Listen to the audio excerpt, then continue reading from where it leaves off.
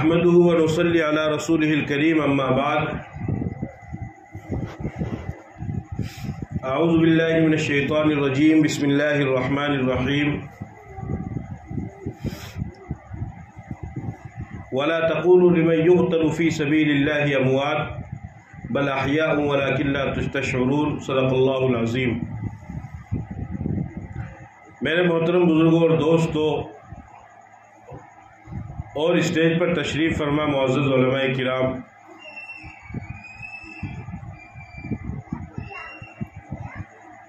جیسا کہ آپ حضرات کو معلوم ہے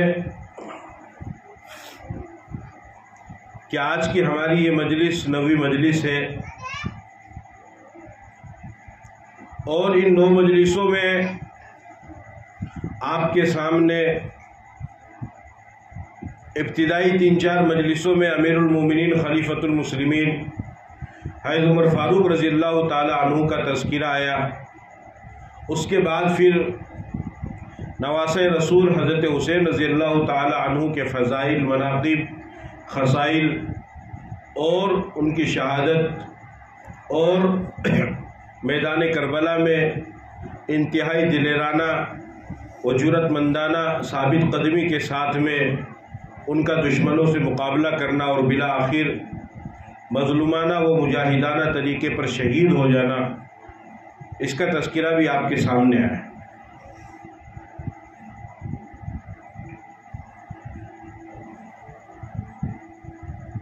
تاریخ میں جب آپ پڑھیں گے، تاریخ کا جب آپ مطالعہ کریں گے تو تاریخ میں بے شمار واقعات آپ کو ایسے نظر آئیں گے کہ جہاں پر خدا کا فیصلہ کچھ اور تھا، لوگوں کا فیصلہ کچھ اور تھا۔ خدا نے کسی کو بچانا چاہا، لوگوں نے مارنا چاہا، تو ساری تدبیر، ساری حکمتیں اور ساری سازشیں، ساری طاقتیں اور سب کچھ لگانے کے باوجود بھی خدا نے اس کو بچا کر کے دکھایا جس کو خدا نے بچانا چاہا۔ اور تاریخ میں ایسے واقعات بھی ملیں گے کہ لوگوں نے کسی کے بارے میں یہ چاہا، سوچا کہ اس کے نام کو مٹا دیا جائے، اس کے خاندان کو مٹا دیا جائے، اس کے مشن کو مٹا دیا جائے، اس کے پیغام کو مٹا دیا جائے، اس کی دعوت کو مٹا دیا جائے، اس کے ساتھیوں کو مٹا دیا جائے، اور ہمیشہ ہمیش کے لیے اس کو نیست و نابود کر دیا جائے۔ لیکن خدا نے اس کے پیغام کو، اس کے مشن کو آگے پھیلانے کا ارادہ کیا، تو ان کی ساری کوششوں کے باوجود اور طاقتوں کے باوجود بھی اللہ نے ان کے مشن اور ان کے پیغام کو آگے پہنچایا۔ چنانچہ آپ تاریخ کو دیکھیے، کائنات کے پہلے رسول حضرت نوح علیہ السلام اللہ تعالیٰ نے ان کو نبوت عطا فرمائی اور دعوت و تبلیغ کا کام ان کے ذمے لگایا۔ قوم ساری دشمن ہو گئی، ہر وقت دعوت دیا کرتے تھے، رب انی دعوت قومی لیلا ونہارا فلم یزدہم دعائی الا فرارا، کہ اے میرے رب میں نے ان کو دن میں بھی بلایا، رات میں بھی بلایا، لیکن میں کیا کروں، میں ان کو جتنا زیادہ بلاتا ہوں یہ اتنے ہی مجھ سے دور بھاگتے ہیں، اور اس سے بھی زیادہ جعلوا اصابعهم فی آذانہم واستغشوا ثیابہم واصروا واستکبروا استکبارا، کہ جب میں ان سے کوئی بات کرتا ہوں تو یہ اپنے کانوں میں انگلیاں دے لیتے ہیں، روئی لگا لیتے ہیں۔ آپ اندازہ لگائیے کہ ایک نبی اللہ کے پیغام کو لے کر اللہ کے بندوں کے پاس جا رہا ہے، ان کو ہدایت پر لانے کے لیے، راہ حق پر لانے کے لیے، جنت کے راستے پر لانے کے لیے، رحمت کے راستے پر لانے کے لیے، عذاب دنیا و آخرت سے بچانے کے لیے، ان کی بھلائی کے لیے، ان کے فائدے کے لیے، ان کو بتانے کے لیے جا رہا ہے اور سامنے والا کان میں روئی لگا لے، انگلی لگا لے، اس نبی کے دل پر کیا گزرے گی؟ جبکہ اس نبی کو 100% اس بات کا یقین ہے کہ میں جس دعوت کو دے رہا ہوں اور جو پیغام ان کو بتا رہا ہوں وہ برحق ہے، اس میں شک کی گنجائش ہی نہیں۔ پھر نوح علیہ السلام کی قوم دشمن ہوئی۔ علماء کرام فرماتے ہیں کہ اس قدر نوح علیہ السلام کو پتھروں سے مارا جایا کرتا تھا کہ گویا کہ ان کے جسم کو پتھروں میں چھپا دیا جاتا، چھپ جاتا، ایسی ان کو تکلیف دی گئی۔ ہر وقت رویا کرتے تھے۔ نوح کا مطلب عربی میں ہوتا ہی رونا ہے، ورنہ نام تو حضرت نوح علیہ السلام کا عبد الغفار بتایا جاتا ہے۔ ہر وقت رویا کرتے تھے۔ بالآخر جب اللہ تعالیٰ نے بھی فیصلہ کر دیا اور بتا دیا کہ نوح انہ لن یؤمن من قومک الا من قد آمن، کہ جتنے تیرے اوپر ایمان لا چکے بس وہ ایمان لا چکے ہیں، اب کوئی تیرے اوپر ایمان نہیں لائے گا، اور اللہ کو بھی اس کا علم تھا۔ پھر حضرت نوح علیہ السلام نے دعا کی، رب لا تذر علی الارض من الکافرین دیارا۔ نوح علیہ السلام نے اللہ سے دعا کی کہ اللہ انہوں نے بڑا پریشان کر دیا ہے۔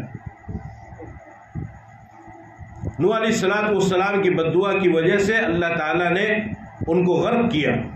مما خطیئاتہم اغرقوا فادخلوا نارا، ان کو اللہ تعالیٰ نے ہلاک کیا، اور حضرت نوح علیہ السلام کو اللہ تعالیٰ نے بچایا، اور ان کے ساتھ جو لوگ ایمان لائے ان کو اللہ نے بچایا۔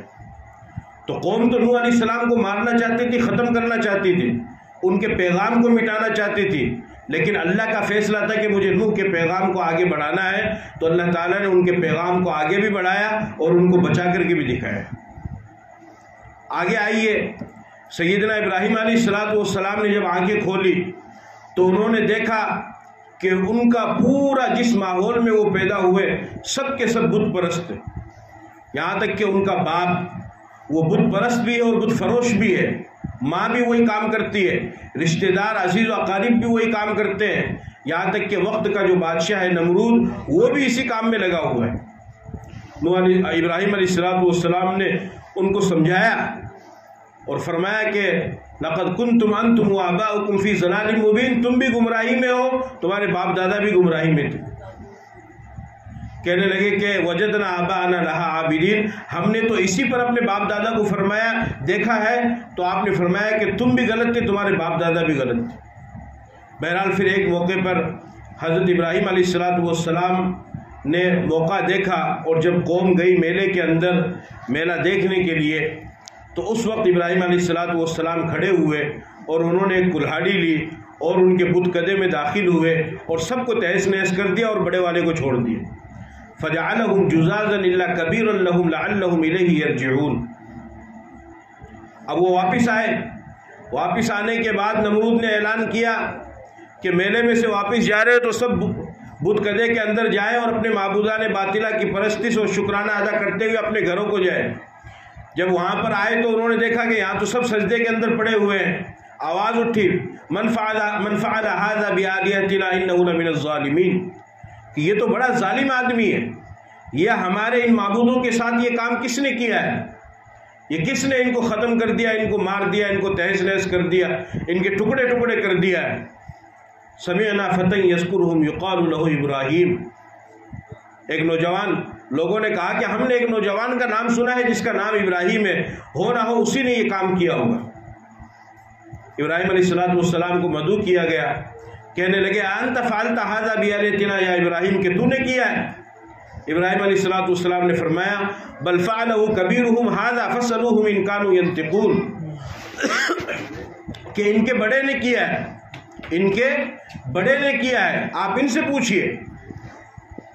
یہاں پر سوال ہوتا ہے، اس کو فقہ کی زبان میں توریہ بولا جاتا ہے۔ توریہ کا مطلب ہوتا ہے کہ متکلم اس کا ایک معنی مراد لے اور سامنے والا اس کا دوسرا معنی مراد لے، اور یہ جائز بھی ہے اور یہ درست بھی ہے کہ متکلم اس کا ایک معنی مراد لے اور سامنے والا دوسرا معنی مراد لے۔ جیسا کہ حضرت ابراہیم علیہ السلام ہی کے بارے میں آتا ہے کہ ان کی جو بیوی تھی حضرت سارہ، اس وقت کا جو بادشاہ تھا اس کی یہ گندی خصلت تھی کہ وہ اگر کسی مسافر کو دیکھتا کہ اس کی بیوی خوبصورت ہے تو وہ اس کو ناجائز طریقے پر استعمال کرتا تھا، ابراہیم علیہ السلام سے اس نے پوچھا تو انہوں نے فرمایا کہ وہ میری بہن ہے۔ پھر آنے کے بعد میں ابراہیم علیہ السلام نے اپنی بیوی سے کہا کہ میں نے تجھے بہن کہا ہے ملت اور مذہب کے حساب سے، ورنہ حقیقتاً تو میری بیوی ہے۔ اچھا، اگر بادشاہ کو یہ معلوم ہوتا ہے کہ بہن ہے بیوی نہیں ہے تو پھر وہ اس کے ساتھ میں ایسا کام نہیں کیا کرتا تھا۔ تو دیکھو یہاں پر ابراہیم علیہ السلام نے توریہ استعمال کیا، یعنی وہ دوسرے معنی مراد لے رہے ہیں اور وہ دوسرا معنی سمجھ رہا ہے، اور یہ جائز بھی ہے، ضرورت کے وقت میں اس کو استعمال کیا جا سکتا ہے۔ اسی طریقے سے حضرت ابوبکر صدیق رضی اللہ تعالی عنہ جب ہجرت کر کے چلے تو ابو جہل نے اعلان کیا، اس نے پیچھے لگایا لوگوں کو، تو ایک شخص ان کے پاس میں پہنچا، اس نے ابوبکر صدیق رضی اللہ تعالی عنہ سے پوچھا کہ یہ کون ہے، یعنی حضور کے بارے میں، کیونکہ حضور کو پکڑنے کا حکم تھا اور 100 اونٹ کا انعام تھا۔ ابوبکر صدیق رضی اللہ تعالی عنہ نے فرمایا رجل یہدینی السبیل، کہ یہ وہ آدمی ہے جو مجھے راستہ دکھاتا ہے۔ تو اس نے یہ سمجھا کہ آخرت کا راستہ دکھاتا ہے، تو اللہ کے نبی آخرت کا راستہ تو دکھانے والے تھے ہی، اور دراصل مدینے کی طرف غار ثور کی طرف جہاں آپ کو جانا تھا وہ راستہ بھی آپ دکھا رہے تھے۔ تو دیکھو ابوبکر صدیق نے ایک معنی بیان کیا اور اس نے دوسرا معنی سمجھا۔ اسی طریقے سے ابراہیم علیہ السلام نے یہاں پر استعمال کیا۔ ابراہیم علیہ السلام نے فرمایا بل فعلہ کبیرہم، ان کے بڑے نے کیا ہے۔ بڑے سے کیا مراد ہے؟ یعنی یہ جو بچا ہوا ہے تم ان کی عبادت کرتے ہو، ان سے معلوم کر لو، اس کو پوچھ لو، ہو سکتا ہے اس نے غصے میں آ کر اسی نے کر دیا ہو۔ دوسرا مطلب یہ ہے کہ چونکہ ابراہیم علیہ السلام قوم، نبی جو ہوتا ہے اپنی قوم میں بڑا ہوتا ہے، تو انہوں نے اپنی طرف بھی اس کا مراد لیا، تو وہ کہنے لگے کہ آپ کو تو معلوم ہے کہ ان سے کیا پوچھیں، یہ تو کوئی جواب ہی نہیں دیں گے۔ انہوں نے فرمایا اف لکم ولما تعبدون من دون اللہ، کہ بربادی ہے تمہارے لیے، اور جس کی تم عبادت کرتے ہو اللہ کو چھوڑ کر، وہ تمہاری ضرورت ہی پوری نہیں کر سکتا ہے، تو تم اس کی عبادت کیوں کرتے ہو؟ کہنے لگے حرقوہ وانصروا آلیہتکم ان کنتم فاعلین، ابراہیم کو جلاؤ اور اپنے معبودوں کی مدد کرو اگر تم کرنا چاہتے ہو۔ ابراہیم علیہ السلام کو آگ میں ڈالا گیا، طویل قصہ ہے، آگ کے اندر گئے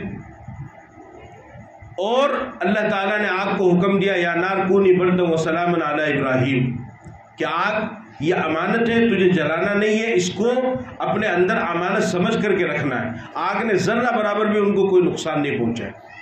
تو قوم نے مارنا چاہا، اللہ تعالیٰ نے بچانا چاہا، اللہ تعالیٰ نے ان کو بچا کر کے دکھایا اور اللہ تعالیٰ نے ان کو محفوظ رکھا۔ حضرت موسیٰ علیہ السلام کو اور بنی اسرائیل کو ختم کرنے کے لیے فرعون نے پیچھا کیا، اور موسیٰ علیہ السلام اور بنی اسرائیل کا لشکر سمندر کے اندر اترا۔ فرعون کہنے لگا کہ تم بھی اپنے لشکر کو اتار دو، وہ بھی اپنے لشکر کو لے کر کے اتر گیا، لیکن جیسے ہی وہ وہاں پہنچا فَأَتْبَعَهُمْ فِرْعَوْنُ بِجُنُودِهِ فَغَشِيَهُمْ مِنَ الْيَمِّ مَا غَشِيَهُمْ، اللہ تعالیٰ نے سمندر کو ملا دیا اور فرعون کو اسی میں غرق کر کے دکھا دیا۔ تو فرعون موسیٰ علیہ السلام کو ان کے لشکر کو مارنے کے لیے چل رہا ہے، ان کو ختم کرنا چاہتا ہے، ان کو مٹانا چاہتا ہے، لیکن اللہ نے بچانے کا فیصلہ کیا ہے، اللہ نے ان کو بچا کر کے دکھایا۔ حضرت عیسیٰ علیہ السلام، یہودی ان کے دشمن ہوئے، ان کو مارنے کے لیے کمرے کے اندر داخل ہوئے، غسل کر کے وہ باہر نکلے کمرے کے اندر۔ جب وہ داخل ہوئے اللہ تعالیٰ نے ان کو آسمانوں کے اوپر اٹھا لیا، اور اپنے خیال میں وہ یہ سمجھتے ہیں کہ ہم نے ان کو مار دیا ہے، لیکن قرآن کا فیصلہ یہ ہے وَمَا قَتَلُوهُ وَمَا صَلَبُوهُ وَلَكِنْ شُبِّهَ لَهُمْ، نہ عیسیٰ علیہ السلام کو سولی دی گئی اور نہ ان کو قتل کیا گیا، بل رفعه اللہ الیہ، اللہ نے ان کو آسمان پر اٹھا لیا۔ قرب قیامت میں دجال کو ختم کرنے کے لیے دوبارہ آسمان سے زمین میں تشریف لائیں گے۔ اللہ نے بچانے کا فیصلہ کیا تو اللہ نے بچا کر کے دکھایا۔ اخیر میں ہمارے آقا نامدار تاجدار مدینہ سرکار دو عالم جناب محمد رسول اللہ صلی اللہ علیہ وسلم کی ذات اقدس کو دیکھیے، انہوں نے مشورہ کیا کفار مکہ نے کہ اس کو ختم کرنا ہے، مٹانا ہے۔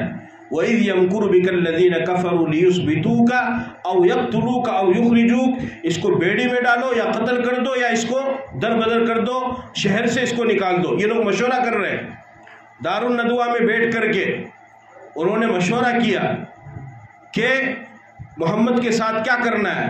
سب لوگوں نے اپنی اپنی رائے دی۔ شیطان بھی ایک انسان کی شکل میں آیا اور اس نے کہا کہ اگر محمد کے مشن کو، پیغام کو روکنا چاہتے ہو تو اس کا سب سے بہتر طریقہ یہ ہے کہ نعوذ باللہ محمد کو قتل کر دیا جائے۔ ابو جہل کہنے لگا کہ یہ رائے سب سے اچھی ہے اور ہم چاہتے ہیں کہ ہم اسی پر عمل کریں گے۔ اب سوال یہ تھا کہ محمد کو قتل کون کرے، اس لیے کہ جو برادری تھی، پریوار تھا، خاندان تھا، وہ حمیت اور وہ غیرت بھی جاگ کر کے آتی تھی، تو پھر خون بہا کون ادا کرے گا؟ تو ابو جہل نے کہا کہ ایک کام کرتے ہیں کہ سب ایک ساتھ میں حملہ کریں گے، تو جب سب ایک ساتھ میں حملہ کریں گے تو قصاص میں کسی ایک کو قتل نہیں کیا جائے گا اور دیت ادا کرنے کا ہوگا تو ہم سب مل کر کے دیت ادا کر دیں گے۔ کہا صاحب ایسا کر لو، کہا ٹھیک ہے، ویسا کر لیا گیا۔ تو وہ تیار ہو کر کے آئے اور نبی پاک صلی اللہ علیہ وسلم اپنے گھر کے اندر تشریف فرما ہے اور رات کو ہی باہر آ کر کے کھڑے ہو گئے کہ صبح کے وقت میں محمد صاحب نکلیں گے اور ہم ایک ساتھ ان کے اوپر حملہ کریں گے اور ان کو آج ختم کر دیں گے، ان کو باقی نہیں رکھنا ہے۔ اللہ تعالیٰ نے حضرت جبرائیل علیہ السلام کے ذریعے سے ان کی پوری سازش کے بارے میں پیغمبر کو بتلایا۔ آپ علیہ السلام حضرت ابوبکر صدیق رضی اللہ تعالیٰ عنہ کے پاس گئے اور آپ نے فرمایا کہ ایسی ایسی بات ہے اور ہمیں ہجرت کرنے کا حکم ہے، ہم ہجرت کرنے کے لیے جائیں گے، ہم ہجرت کریں گے۔ چنانچہ ابوبکر صدیق رضی اللہ تعالیٰ عنہ نے بھی اپنے طور پر تیاری کی اور رات کو وہ آئے، کھڑے ہو گئے، اب انتظار کر رہے ہیں۔ اس رات میں، ہجرت کی رات میں، اللہ کے نبی صلی اللہ علیہ وسلم نے حضرت علی رضی اللہ تعالیٰ عنہ کو اپنے بستر پر لٹایا اور فرمایا کہ علی یہ کچھ امانتیں ہیں مکہ کے لوگوں کی، صبح ان کو دے دینا اور پھر تم میرے پاس مدینہ آ جانا۔ اب حضرت علی آرام سے سو رہے۔ اب آپ اندازہ لگائیے کہ یعنی جیسے یہ مکان ہے آپ کا اور باہر دشمن کھڑے ہوئے ہیں تو آپ کو نکلنا بھی ہے، تو اس کی آپ کیا تدبیر کریں گے؟ اس کی یہی تدبیر ہوگی کہ یا تو آپ نکلیں گے نہیں، یا اگر آپ نکلیں گے تو کہنے والا یہی کہے گا کہ بھئی پیچھے دیوار سے کود جاؤ، ادھر سے کود جاؤ، ادھر سے چلے جاؤ، اس طریقے کی باتیں ہوگی۔ اللہ تعالیٰ نے فرمایا کہ میں نکالوں گا بھی اپنے نبی کو اور ان دشمنوں کے سامنے سے نکالوں گا۔ چنانچہ آپ علیہ السلام نے سورہ یاسین کی ایک آیت ہے وَجَعَلْنَا مِن بَيْنِ أَيْدِيهِمْ سَدًّا وَمِنْ خَلْفِهِمْ سَدًّا فَأَغْشَيْنَاهُمْ فَهُمْ لَا يُبْصِرُونَ، اس کی تلاوت کی اور اس کی تلاوت کرتے ہوئے اللہ کے نبی نے ایک مٹھی مٹی لی، اس مٹی پر اس کو پھونکا اور اس کو یوں پھینکا تو جتنے لوگ وہاں پر کھڑے ہوئے تھے ان تمام لوگوں کی آنکھوں پر وہ مٹی پڑی تو وہ آنکھوں کو مسلنے لگے اور اللہ کے نبی ان کے سامنے سے نکل گئے۔ وہ مارنا چاہ رہے، ختم کرنا چاہ رہے، لیکن اللہ کا فیصلہ بچانے کا ہے تو اللہ تعالیٰ دشمنوں کے سامنے سے اللہ تعالیٰ نے اپنے نبی کو نکالا۔ بہرحال آنکھوں کو صاف کیا۔ اب تہجد کا وقت نکل گیا، فجر کا وقت آ گیا، صبح کا وقت ہو گیا، نبی محمد صاحب نکلے ہی نہیں۔ تو پھر گھر میں داخل ہوئے تو دیکھا بستر پر، وہاں پر تو حضرت علی رضی اللہ تعالیٰ عنہ آرام فرما رہے، سوئے ہوئے۔ کہا ارے محمد کہاں گئے؟ کہا مجھے کیا معلوم کہاں گئے؟ کہا تم یہاں سوئے ہوئے ہو؟ کہا مجھے تو یوں کہا کہ وہ یہ کچھ امانتیں مکہ کے لوگوں کی ان کو دے دینا اور میرے پاس تم چلے آنا۔ تو وہ کہنے لگے کہ تمہیں ڈر نہیں لگا بالکل بھی؟ اب آپ بتاؤ کہ ایسے بستر پر جب آپ کو معلوم ہو کہ باہر دشمن کھڑا ہے حملہ کرنے کے لیے، پوری تیاری کر کے آیا ہے، تو آپ کو بستر پر نیند آئے گی؟ ہرگز نہیں آئے گی۔ انہوں نے کہا علی سے کہ تمہیں ڈر نہیں لگا؟ کہ مجھے کیوں ڈر لگے گا؟ اور حضرت علی رضی اللہ تعالیٰ عنہ فرماتے ہیں کہ اس رات جتنی بہترین اور میٹھی نیند مجھے آئی، اس کے بعد پھر کبھی بھی ایسی میٹھی نیند نہیں آئی۔ حالانکہ اور جنگوں میں انہوں نے شرکت کی ہے، بہت جنگوں میں شرکت کی ہے، وہ تو بہادر تھے، فاتح خیبر تھے۔ خیبر کا جو دروازہ اکھاڑ کے پھینک، ابھی جو نعت پڑھ رہے تھے نا، وہ خیبر پہ قبضہ کر لینا سب کے بس کی بات نہیں، اس کا یہی مطلب ہے۔ تو انہوں نے فرمایا کہ مجھے کیوں ڈر لگے گا؟ مجھے بہت زبردست نیند ہے۔ بولے ڈر کیوں نہیں لگا؟ کہا مجھے پیغمبر نے کہا کہ یہ مکہ کے لوگوں کی امانتیں ہیں، دینا اور میرے پاس میں آ جانا۔ نبی نے جب مجھے کہا کہ ان کو دے کر کے میرے پاس آنا، اس کا مطلب یہ ہوا کہ جب تک میں نبی سے جا کر کے ملوں گا نہیں، ملک الموت میرے پاس نہیں آ سکتا، تم میرا کیا بگاڑو گے؟ کیونکہ پیغمبر نے مجھے کہا کہ امانت دے دینا اور میرے پاس آ جانا۔ تو اگر ایسا کچھ معاملہ ہوتا تو اللہ وحی کے ذریعے سے بتا دیتا، اور میں بہرحال وہ پریشان ہوں۔ اب ابو جہل لال پیلا گرم، ارے یہ کیا ہوا؟ ہم نے تو وہاں پر بیٹھ کر مشورہ کیا، ہماری تو ناک کٹ گئی، ہمارا یہ ہو گیا وہ ہو گیا۔ اب اس نے اعلان کیا اس نے کہا کہ جو محمد اور اس کے ساتھی کو پکڑے گا، پتہ لگ گیا تھا کہ نکل گئے ہیں مکہ سے، اور ساتھ میں ابو بکر صدیق تھے، جو محمد اور اس کے ساتھی کو پکڑے گا 100 اونٹ انعام میں دیے جائیں گے۔ ریگستانی جہاز، اس وقت اونٹ بہت قیمتی تھا، چونکہ صحرائی زمین ہے، ریگستان ہے وہاں پر، تو اونٹ بہت زبردست سواری تھی۔ جنگ کے لیے تو گھوڑا، اور سواری کے لیے، سفر کے لیے اونٹ بہت آرام دہ سواری، اور سرخ اونٹ وہ اور بھی زیادہ عمدہ اور قیمتی ہوتے ہیں۔ اور 100 اونٹ، ایک دو نہیں، کہ جو پکڑ کر کے لائے گا 100 اونٹ اس کو دیا جائے گا۔ لوگ تلاش میں نکل گئے، سراقہ نے پیچھا کیا، اللہ کے نبی صلی اللہ علیہ وسلم اور ابو بکر صدیق رضی اللہ تعالی عنہ غار ثور میں پہنچے۔ حضرت ابو بکر صدیق نے فرمایا کہ یا رسول اللہ آپ تھوڑا باہر آرام کیجئے، میں اندر صاف کر لیتا ہوں۔ وہ اندر گئے، اندر جا کر کے انہوں نے پورے غار کو صاف کیا، اور اس میں جو سوراخ تھے ان سوراخوں کو بند کر دیا، تاکہ اندر سے کوئی تکلیف دینے والی چیز نہ نکلے اور وہ کاٹ نہ لے، تکلیف نہ دے۔ ایک سوراخ تھا، اس کے لیے کپڑے ختم ہو گئے، تو انہوں نے اپنے پاؤں کو اس پر رکھ لیا اور اللہ کے نبی کو اندر بلایا۔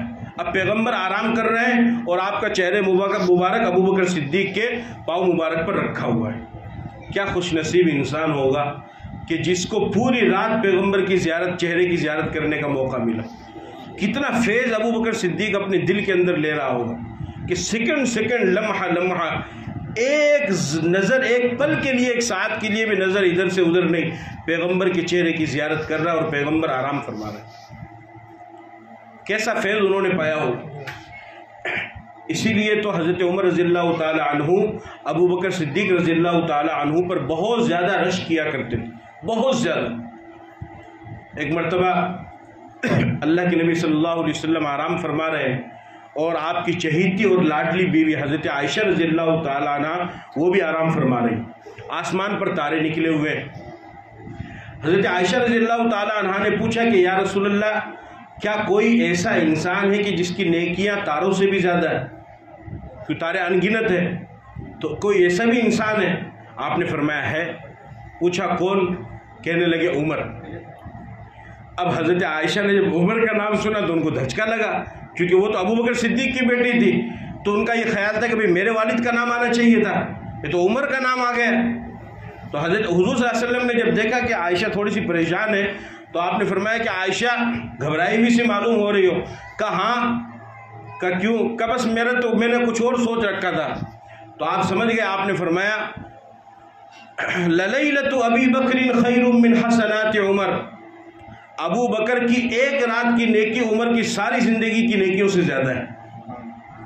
ایک رات کی نیکی، اور وہ ایک رات کی نیکی کون سی تھی کہ غار ثور میں پل پل ابو بکر صدیق جو ہے پیغمبر کے چہرے کی زیارت کر رہا ہے۔ اس لیے حضرت عمر فاروق رضی اللہ تعالیٰ عنہ فرمایا کرتے تھے کہ ابو بکر میری ساری زندگی کی نیکیاں لے لو، صرف 2 نیکی مجھے دے دو، ایک تو غار ثور والی رات اور ایک وفات النبی کا پہلا دن۔ اس لیے کہ غار ثور کی رات میں جی کھول کر کے، جی بھر کر کے ابو بکر صدیق نے آپ کے چہرے کی زیارت کی۔ پیغمبر کے چہرے کی طرف دیکھنا، آپ کی زیارت کرتے رہنا، اس سے کتنا ایمان میں اضافہ ہوا ہوگا آپ اندازہ لگائیے۔ کہ جنہوں نے نہیں دیکھا ہے وہ اس طریقے سے پیغمبر کے لیے جی جان لٹا دیتے ہیں، لگا دیتے ہیں۔ دیکھا نہیں ہے پیغمبر کو تو انہوں نے تو زیارت کی ہے۔ اور ایک وفات النبی کا پہلا دن کہ جب انتقال ہوا، مانعین زکوٰۃ کھڑے ہوئے، منکرین زکوٰۃ کھڑے ہوئے، اور مرتد بن گئے لوگ، مرتد بن گئے، صاف زکوٰۃ کا انکار کر دیا۔ خذ من اموالہم صدقۃ تطہرہم وتزکیہم بہا وصلی علیہم، کہ اللہ نے نبی کو حکم دیا تھا کہ آپ ان کے مال سے زکوٰۃ لو، نبی ہے نہیں تو آپ کیوں زکوٰۃ لے رہے ہیں؟ ابو بکر صدیق نے اس وقت لوگوں کو سنبھالا اور خطبہ دیا، فرمایا واللہ لو منعونی عقالا كانوا يؤدونه في رسول اللہ صلی اللہ علیہ وسلم لأجاہدنہم وفی روایت لأقاتلنہم، کہ اگر تم نے ایک نکیل بھی زکوٰۃ میں دینے سے انکار کر دیا تو میں تمہارے خلاف مقابلہ کروں گا۔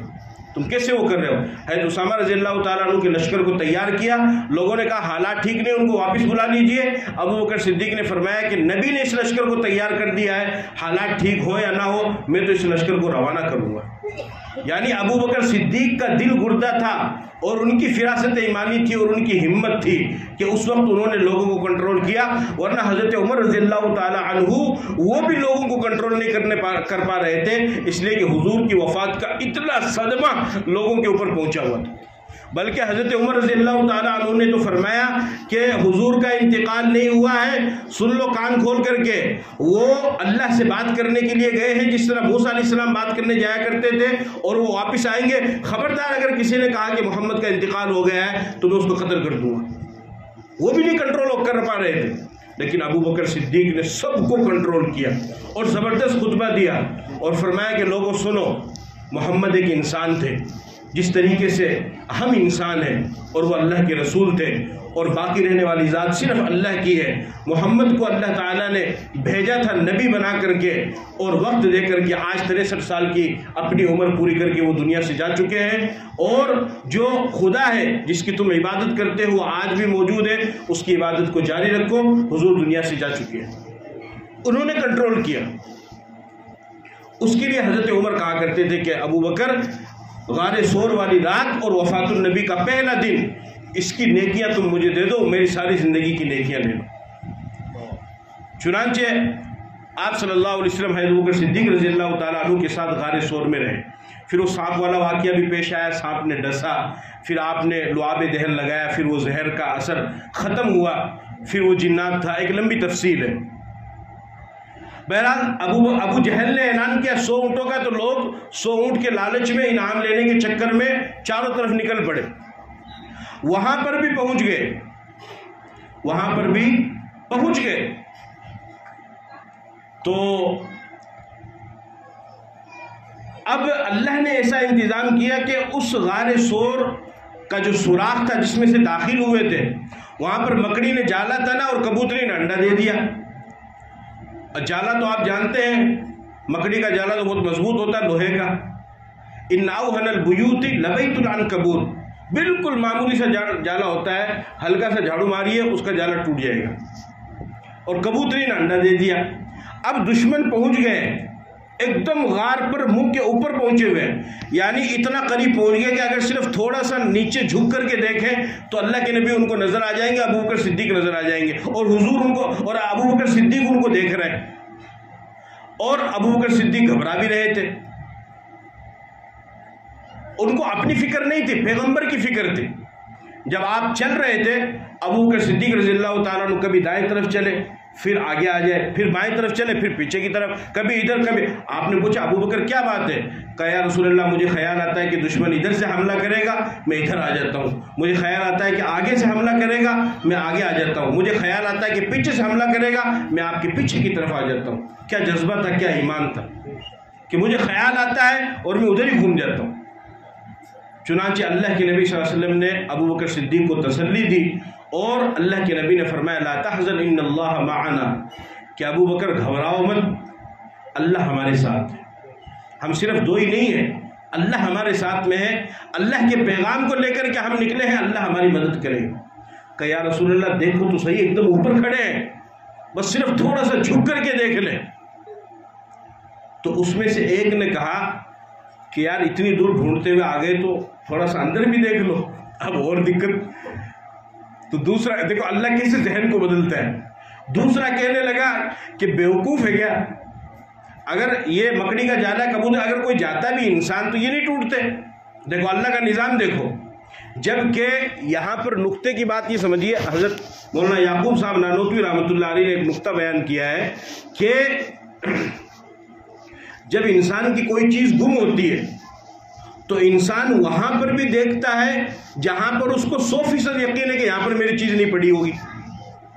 جیسے آپ اس پنڈال کے نیچے بیٹھے ہیں، آپ کا موبائل گم ہو گیا، آپ اس کو تلاش کریں گے تو یہی تلاش کریں گے نا، اور یا پھر رستے میں تلاش کریں گے۔ لیکن جب آپ کو یہاں بھی نہیں ملے گا، رستے میں بھی نہیں ملے گا، آپ ادھر چوک میں بھی چلے جائیں گے، آپ ادھر گھڑے کی طرف بھی چلے جائیں گے، ارے بھائی ادھر تو آپ بیٹھے بھی نہیں، آئے بھی نہیں، لیکن کیا پتہ بھائی پڑا ہو، ایک انسان سوچ لیتا ہے۔ تو مولانا یعقوب صاحب نانوتوی رحمۃ اللہ علیہ فرماتے ہیں کہ جب انسان کی کوئی چیز گم ہوتی ہے تو اس کی یہ خصلت ہے کہ وہ اس جگہ کو بھی دیکھتا ہے، اور جہاں پر اس کو 100% یقین ہو کہ یہاں میری چیز نہیں پڑی ہوگی، وہاں بھی جا کر کے دیکھتا ہے کہ شاید وہ چیز مل جائے۔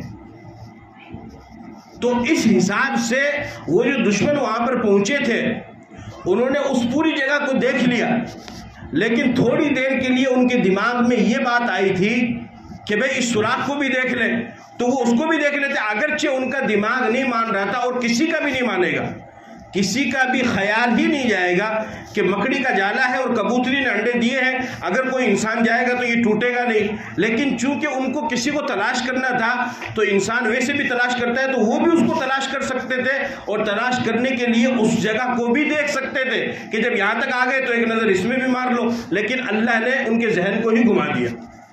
وہاں پر کھڑے رہے، اللہ نے ابوبکر صدیق سے فرمایا لا تحزن ان اللہ معنا، گھبراؤ مت، اللہ ہمارے ساتھ میں ہے۔ چنانچہ وہ وہاں سے چلے گئے اور اللہ تعالیٰ نے آپ کی حفاظت فرمائی۔ تو دیکھیے، مارنا چاہ رہے، ختم کرنا چاہ رہے ہیں، لیکن اللہ تعالیٰ نے بچا کر کے دکھایا۔ ابو جہل نے کہا کہ محمد کا نام و نشان مٹا کر کے رکھ دیا جائے گا، محمد کے نام کو ہم چلنے نہیں دیں گے، ان کے مشن کو ہم چلنے نہیں دیں گے۔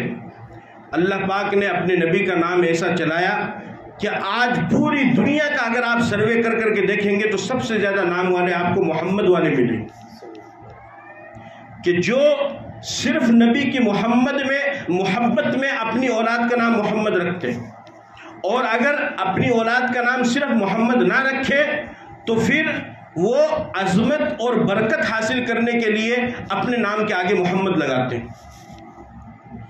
صحیح غلط؟ محمد یامین، محمد آصف، محمد عرفان، محمد فرید، سمجھے، محمد سراج، جتنے بھی نام ہیں اگر اللہ کے ناموں میں ہے تو عبد لگتا ہے، ورنہ محمد ہی لگتا ہے، ورنہ پھر حضور کا جو دوسرا نام احمد تھا اس کے نام کے احمد آگے احمد لگتا ہے، جیسے سعید احمد، فرید احمد، اس طریقے سے۔ لیکن محمد نام، اور آج بھی اگر آپ گوگل پہ سرچ کرو گے، نیٹ کا زمانہ ہے، سب سے بہترین اور سب سے زیادہ استعمال کیا جانے والا نام کون سا ہے تو گوگل بھی اگرچہ انگریز کا ہے وہ بھی آپ کو بتائے گا محمد صلی اللہ علیہ وسلم۔ اور اللہ تعالیٰ نے ایسا نام رکھا کہ جب تک دونوں ہونٹ نہیں مل جائیں گے اس وقت تک محمد ادا ہی نہیں ہوگا۔ آپ بولو اپنی زبان سے محمد، یعنی ہونٹ کا مل جانا، یعنی محبت کی علامت، یعنی شیرینی، یعنی مٹھاس اللہ نے اپنے نبی کے نام میں رکھی ہے۔ لوگ برائی کیا کرتے تھے، لوگوں نے کہا پیغمبر سے کہ لوگ آپ کی برائی کرتے ہیں، آپ نے فرمایا یذمون المذمم انا محمد، وہ کسی برائی کرنے والے کی برائی کرتے ہوں گے، میں تو محمد ہوں۔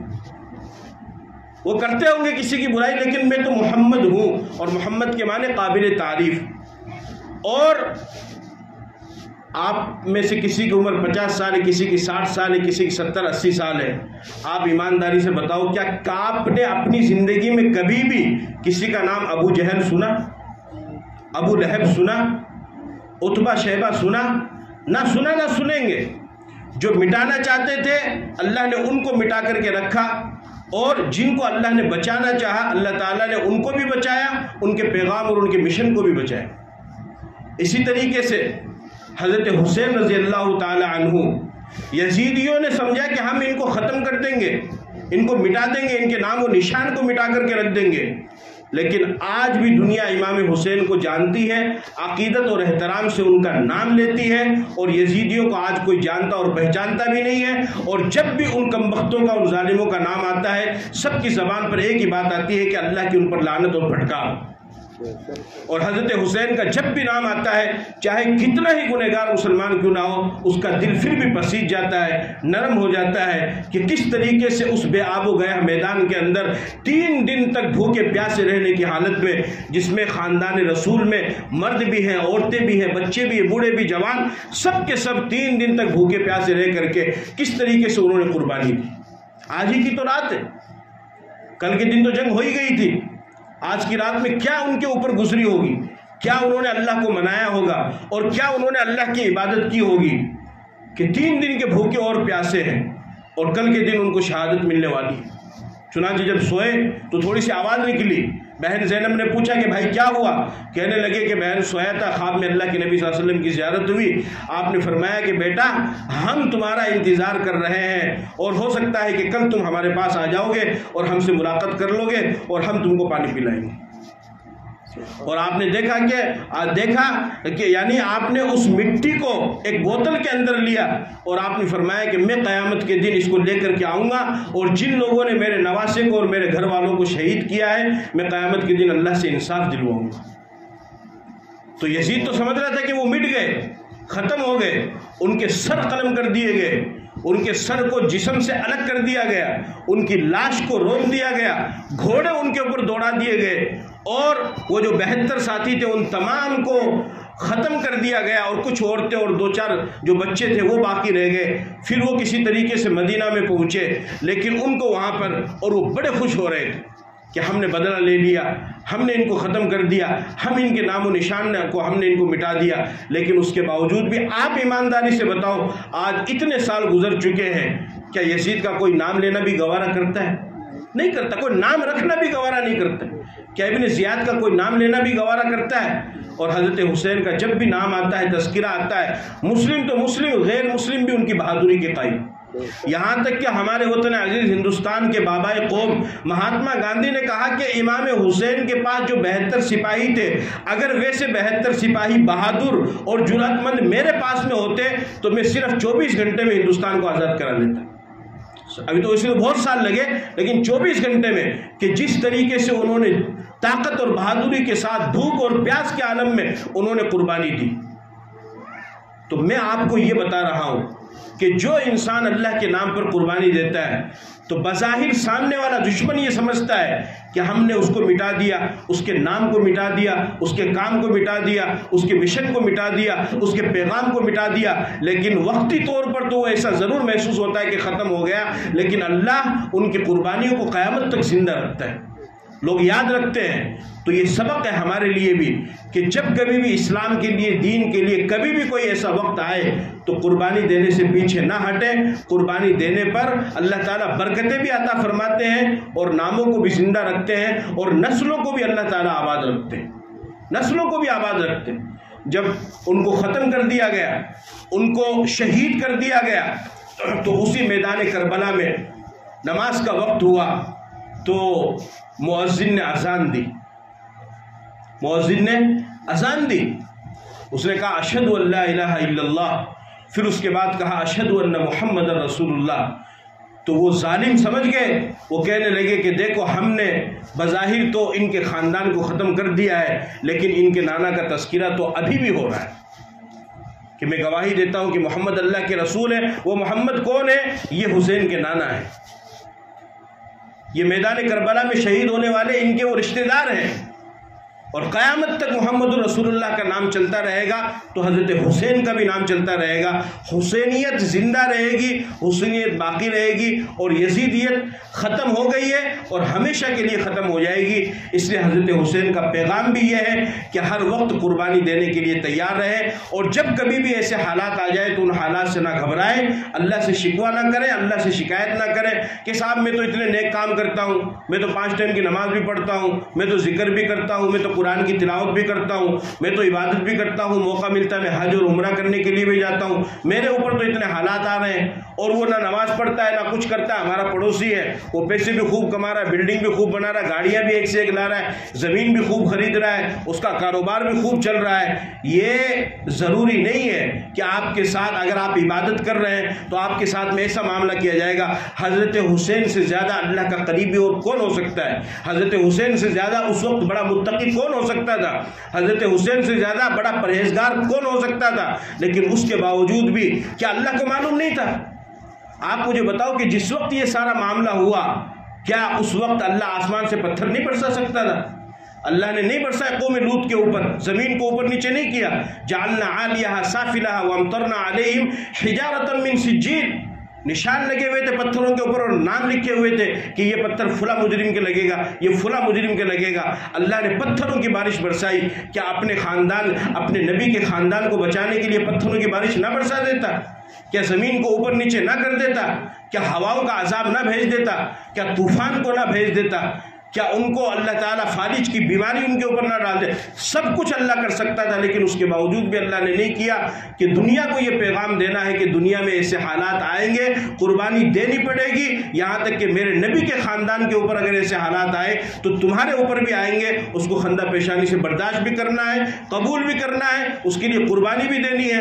وقتی طور پر ختم ہو جاؤ گے، لیکن آنے والی نسلوں میں اللہ تمہاری قربانیوں کو آباد کرے گا اور زندہ رکھے گا۔ یہ پیغام تھا حضرت حسین. چنانچہ علماء کرام فرماتے ہیں کہ جب حضرت حسین کو شہید کیا گیا ان کے ساتھیوں کو، تو تقریباً 2 مہینے تک سورج کی کرنیں اس طریقے سے نکلتی تھی اور دیوار کے اوپر پڑتی تھی، اتنی لال کرنیں پڑا کرتی تھی کہ ایسا لگتا تھا کہ خون رنگا ہوا ہے، ایسا لگتا تھا. آسمان بھی رویا ہے. جب ابراہیم علیہ السلام نے اسماعیل علیہ السلام کو لٹایا ذبح کرنے کے لیے، اس وقت بھی آسمان رویا. اور جب نبی کے اوپر طائف میں پتھر پڑے اس وقت بھی آسمان رویا.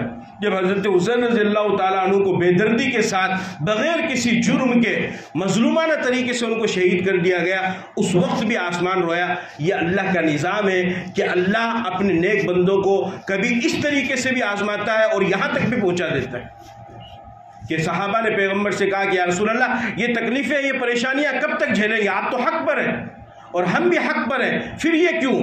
اللہ نے آیت نازل فرمائی مستهم الباساء ام حسبتم ان تدخلوا الجنہ ولما ياتكم مثل الذين خلوا من قبلكم مستهم الباساء والضراء وزلزلوا حتى يقول الرسول والذين آمنوا معه متى نصر الله الا ان نصر الله قریب. تم کیا سمجھتے ہو کہ اتنی آسانی سے جنت میں داخل ہو جاؤ گے؟ اپنے بزرگوں کی تاریخ کو پڑھو، پچھلے لوگوں کی تاریخ کو پڑھو. ان کو جھنجھوڑ کر کے رکھ دیا گیا، ان کے بدن کو کینچی سے کاٹ دیا گیا، اور وہ پیغمبر تھے کہ جن کے جسم کے اور سر کے اوپر آرا چلا دیا گیا اور جن کو ذبح کر دیا گیا، جن کو قتل کر دیا گیا، جن کے اوپر پتھر برسائے گئے، یہاں تک کہ اتنی تکلیفیں اور مصیبتیں ان کے اوپر آئی کہ اندر سے ان کو جھنجھوڑ کر کے رکھ دیا گیا. وقت کے پیغمبر اور ان کے صحابہ پکار اٹھے حتی یقول الرسول والذین آمنوا معه متی نصر اللہ، کہ اللہ تیری مدد کب آئی؟ تو تمہارے ساتھ تو کچھ بھی نہیں ہوا. پیغمبر نے صحابہ سے فرمایا کیا تمہارے جسموں کو کاٹا گیا؟ کیا تمہارے سروں کے اوپر آرا چلایا گیا؟ کیا اس طرح کی تکلیفیں تمہارے پاس آئی ہے؟ کہا یا رسول اللہ ایسی تکلیفیں تو نہیں آئی ہے. کہا اس سے بھی زیادہ اللہ کی تکلیفیں پیغمبروں کے پاس اور ان کے ساتھیوں کے پاس میں آئی ہے. تو یہاں تک بھی اللہ اپنے بندے کو آزماتا ہے، لیکن یہ آزمائش صرف موت تک کی ہے. اور جب انسان اس آزمائش میں کھرا اتر کر کے شہادت کی موت پا جاتا ہے تو پھر وہ لوگوں کی نظروں سے تو بالکل ختم ہو جاتا ہے. لیکن اللہ قرآن میں اعلان کرتا ہے وَلَا تَقُولُوا لِمَنْ يُقْتَلُ فِي سَبِيلِ اللَّهِ أَمْوَاتٌ بَلْ أَحْيَاءٌ وَلَكِنْ لَا تَشْعُرُونَ، کہ اس طرح میرے نام پر میرے راستے میں جنگ و قتال کرتے ہوئے جن لوگوں نے شہادت دی ہے، جو مر گئے ہیں، خبردار تم ان کو مردہ بھی نہیں کہہ سکتے ہو. وہ زندہ ہے لیکن تمہیں معلوم نہیں، وہ اللہ کی نظر میں زندہ ہوتے ہیں. لہذا یہ جو میں نے واقعات آپ کو بتائے، ابراہیم علیہ السلام کے، نوح علیہ السلام کے، موسیٰ علیہ السلام کے، حضور کے ہجرت کے واقعات، حضرت حسین کے، تو میں نے جیسا کہ شروع میں ذکر کیا تھا کہ قوم ایک ارادہ کرتی ہے، اللہ ایک ارادہ کرتا ہے. قوم کسی کو مٹانا چاہتی ہے، ختم کرنا چاہتی ہے، اس کے مشن کو ختم کرنا چاہتی ہے. اللہ اس کو بچانا چاہتا ہے، اس کے مشن کو آگے بڑھانا چاہتا ہے. ہوتا وہی ہے جو اللہ چاہتا ہے. یا عبدی انت ترید وانا ارید ولا یکون الا ما ارید، میرے بندے ایک تیری چاہت ایک میری چاہت ہے، ہوگا وہی جو میں چاہوں گا. تیرے چاہنے سے کچھ بھی نہیں ہوگا. کیوں؟ وَهُوَ عَلَى كُلِّ شَيْءٍ قدیر. ہر چیز پر کس کی قدرت ہے؟ اللہ کی قدرت ہے. ہر چیز پر اللہ کی محتاج ہے. أَلَا لَهُ الْخَلْقُ وَالْأَمْرُ. لہذا یہ جو جن لوگوں نے قربانیاں دی، اللہ نے ان کے نام کو زندہ رکھا، قرآن کا حصہ بنایا. قرآن پڑھو نوح علیہ السلام کا ذکر آئے گا، قرآن پڑھو موسیٰ علیہ السلام کا ذکر آئے گا، قرآن پڑھو ابراہیم علیہ السلام کا ذکر آئے گا، قرآن پڑھو اسماعیل علیہ السلام کا ذکر آئے گا، قرآن پڑھو عیسیٰ علیہ السلام کا ذکر آئے گا، قرآن پڑھو پیغمبر کا ذکر آئے گا، قرآن پڑھو غار ثور کا واقعہ قرآن کے اندر آئے گا، اور قرآن پڑھو صحابہ کی قربانیاں آئیں گی، اور حدیث پڑھو اور سیرت کو پڑھو. جن جن لوگوں نے قربانیاں دی اللہ نے ان کے نام کو زندہ رکھا ہے.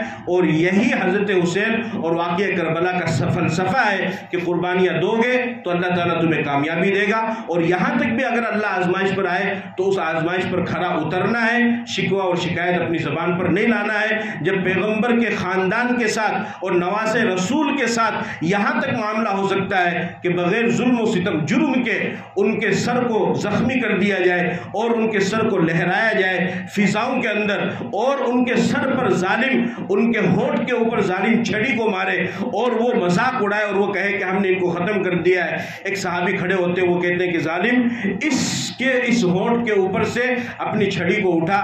میں نے بہت مرتبہ دیکھا ہے کہ ان ہونٹوں پر پیغمبر نے اپنے ہونٹوں سے بوسہ لیا ہے.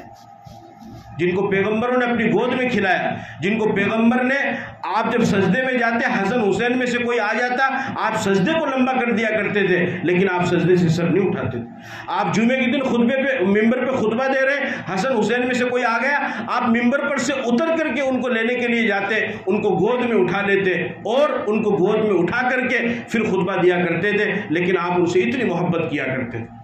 آپ داخل ہوئے، آپ نے دیکھا کہ دونوں بیمار پڑے، حضرت فاطمہ سے پوچھا کہ میرے بچوں کو کیا ہوا؟ کہا پتہ نہیں کھیلتے ہوئے آئے تھے، ان کو نظر لگ گئی تھی۔ آپ بہت پریشان ہوئے، جبرائیل علیہ السلام آئے، انہوں نے ایک دعا بتلائی، وہ دعا جب پڑھ کر کے ان پر پھونکی گئی، اعوذ بکلمات اللہ التامہ من شر ما خلق من کل شیطان وہامہ ومن کل عین لامہ، آپ نے وہ دعا پڑھی اور وہ خوش اور وہ صحت مند ہو گئے، آپ کے چہرے کے اوپر بھی مسکراہٹ طاری ہو گئی کہ میرے بچے ٹھیک ہو گئے۔ ایسے زبردست قسم کے فضیلت والے کہ پیدا ہوئے تو اللہ کے نبی نے کہہ دیا جنتی نوجوانوں کے سردار۔